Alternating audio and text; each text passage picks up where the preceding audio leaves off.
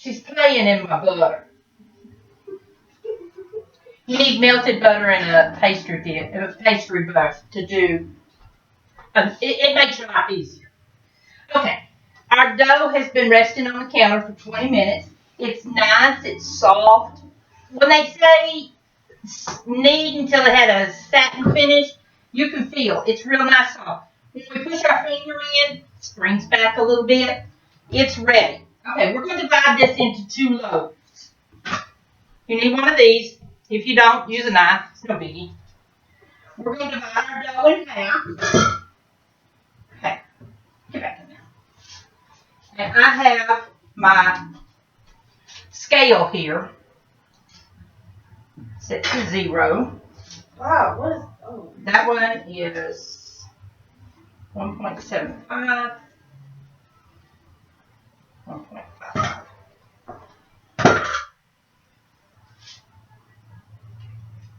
What is the situation? Ah, 30. What? Situation. Whatever you did over here. I don't know where all that comes from. I mean, it's your kitchen. Your square feet. Okay. Kitchen. Now that we've got both of our little red doughs nicely divided in half, if you don't have a scale, just eyeball it. It's no problem. I eyeballed it for you. Okay. This is a good counter scraper too. Gets all this stuff. Okay. If you wanted to, you could shape this dough and put it in your pans and have just a nice white sandwich dough, which I do have in order for sandwich bread.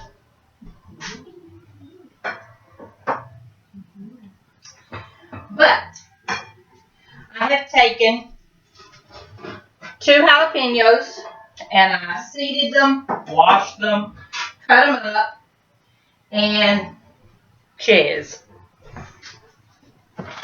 He brought me cheese because he likes a jalapeno cheese loaf. Now, if you are one of the people that feels the need for the jalapeno to burn the hide off your tonsils, this recipe ain't for you.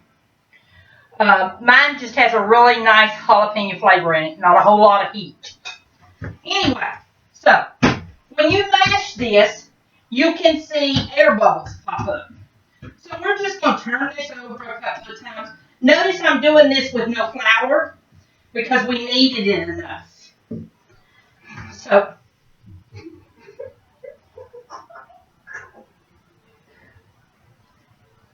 What? I am just going to put just a little flour so it doesn't stick while I'm rolling it out. And then we're going to roll it out. Get all this stuff out of the way. And if you notice, it doesn't want to roll. It's quite a stiff dough. So if these children have ruined the English language. If it doesn't want to roll for you, let that one rest a minute. Yeah, this is better. Some of it you do by hand, you do need to roll it up. Roll it out. Pick it up and shape it. We want it about, when it's on here, the width of our pan. So that when we lay our bread roll down in the pan, it fits. So, I don't know where my 8x3 pans are. So my bread, I'll have to adjust my recipe for these bigger pans. But you want your bread this wide. Okay. Mash all the stuff out. Okay. Because I'm making jalapeno cheese loaf, I'm going to take my jalapenos and just sprinkle them and kind of smush them down into the bread dough so they don't move around. One jalapeno.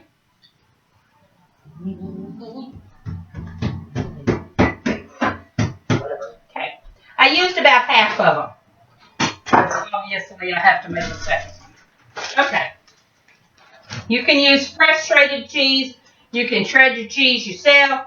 You can use any type of cheese as long as it's real cheese. Okay.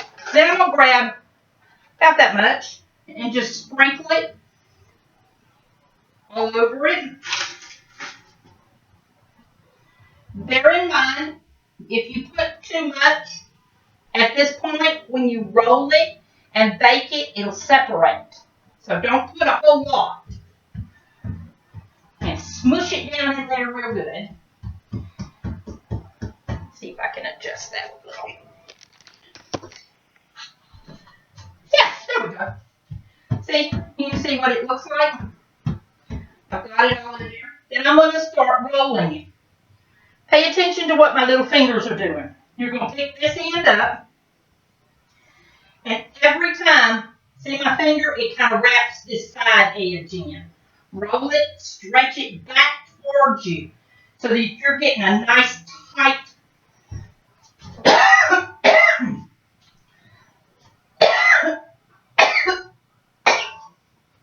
oh, it's hot in here.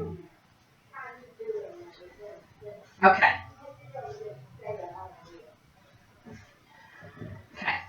And then when you get the top edge, just pinch it together.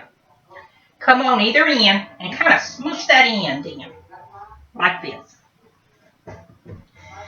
Now we have a nice little loaf. What I didn't tell you was how to prepare your pans. Don't scrimp on the butter. Make sure this pan is coated very well with butter. Sit your dough in there. Now, this recipe was for 2 8x4 loaves, and I'm having to use a 9x5 pan, so it's not going to be a nice big loaf. We'll see. But that's what it looks like. And then we're going to set this one over here. Well, that's aloe. This leaves our other one. Remember it was so hard to roll out a while ago? Watch. See how it rolls out now? You just have to let those fibers in the bread rest a little bit. And we want to make it nice and square. Now, we made one jalapeno cheese loaf. This one's going to be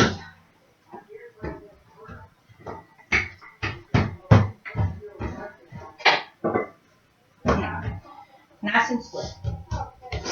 We're going to take our butter and we're just going to put a nice thin coating of butter all over this. This is where I said a pastry brush works well. You couldn't do this very well without a pastry brush. Okay. And in this particular loaf, we are making a cinnamon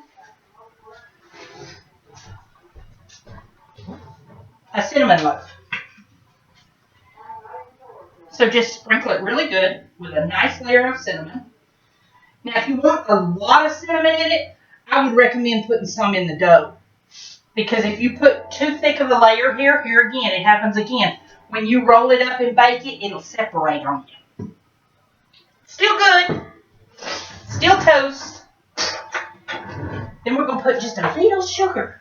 Make it taste good. Now, here you can use brown sugar. You can use dark brown sugar. You can use regular granulated sugar. You can add nuts here if you want. You can add raisins if you want. At this point, you just have a cinnamon loaf. But you can put just about anything in here you want. And we're going to do the same thing again. We're going to get it going and wrap it tight. Use these little fingers. Wrap it around. Stretch it. Stretch it back towards you.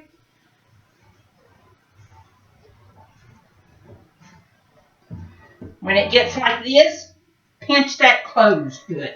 And that always goes on the bottom. Pinch your ends closed good. Because I like a nice heel. To me, that's the best part of the bread. Okay. We have our other pan ready. And we're going to just put it in there. Okay. My kitchen right now is between 78 and 80 degrees in here. That is a perfect bread rising temperature. If your kitchen is cool, Put it in the microwave. Don't turn it on. Just put it in the microwave with the light on. If you have an electric oven, sit it in your oven. If you have a gas oven, sometimes it gets a little too hot in there. But if you're like me and you just have just a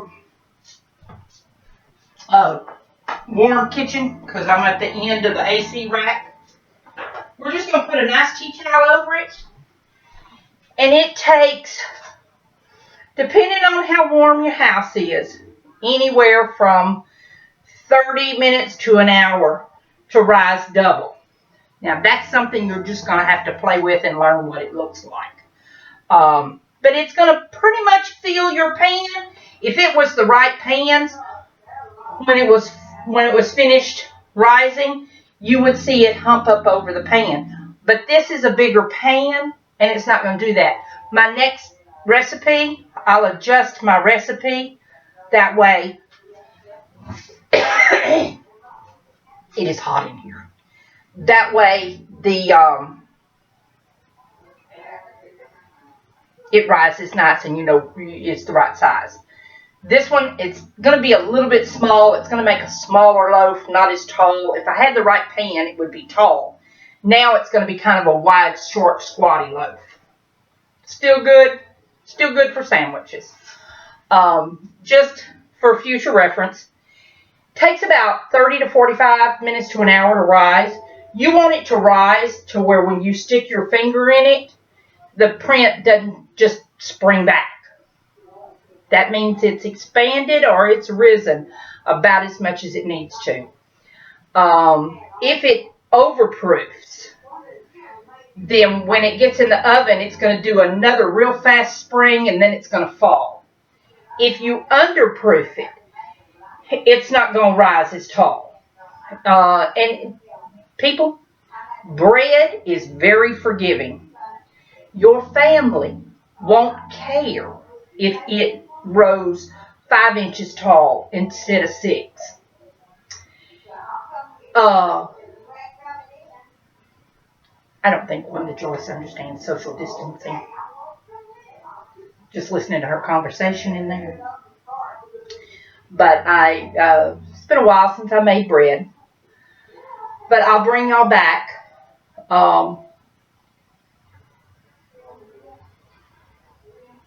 After I've baked it. Now, baking it is another school of thought. Depending on your oven. Some people say 300. Some say 375. Some people bake it as high as 400. Me, I like a slow bake. I think it gives you a prettier crust, which that's where the flavor is in your bread. I like to cook it at 350. You want to bake it at 350 until it's a beautiful golden brown, and when you tip it out of the oven and tap on the bottom, it sounds hollow. It doesn't feel heavy. Another thing. When you do take it out of the oven, put it on a metal rack to cool. Otherwise, the bottom gets soggy. Don't leave it in the pans to cool. Dump it out on a metal rack and let it cool. It's best to let it cool before you try to slice it. Avoid the temptation to cut it before you slice it. Cut it before it's cool. Don't slice it before it's cool. Because it doesn't want to slice very well. It gets real smushy. And I will tell you this. The best way to cut homemade bread is with a electric knife. And I'll show you. When we come back and take it out of the oven, I'll show you, maybe not this one, but the next one, I'll show you how to slice it and what bags to put it in. Now, because I'm using the bigger bags, the bigger pans, they're not going to fit in my bags. I don't even have them in here. I don't know where they're at. I'll go find them. But sometimes you have to get something to store them in. You have to put them in 2 different gallon-sized Ziploc bags because your loaf will be too big. It's not a problem. Just another little footnote. Bread, homemade bread, doesn't have preservatives in it. It doesn't have anything in it that will prevent it from going bad. It will go bad within a day or two. Usually by that third day, it's starting to go bad. But if you're not someone that eats a lot of bread, slice it, cut it in half, put part of it in a freezer Ziploc bag, and you can take, matter of fact, that's the way Mom does the jalapeno cheese. She leaves it in the freezer and takes it out 2 slices at a time and puts it in the toaster. If you take a sandwich to work, take 2 slices out of the freezer, let it thaw just a few minutes on the counter, make your sandwich, and it'll be fresh by the time you get to work or to eat lunch. That's 2 loaves. I've lost count how many they want. It starts an all-out war on Facebook if anybody mentions bread. You saw the snarkiness. I'll bring y'all back and show you a picture when we're done.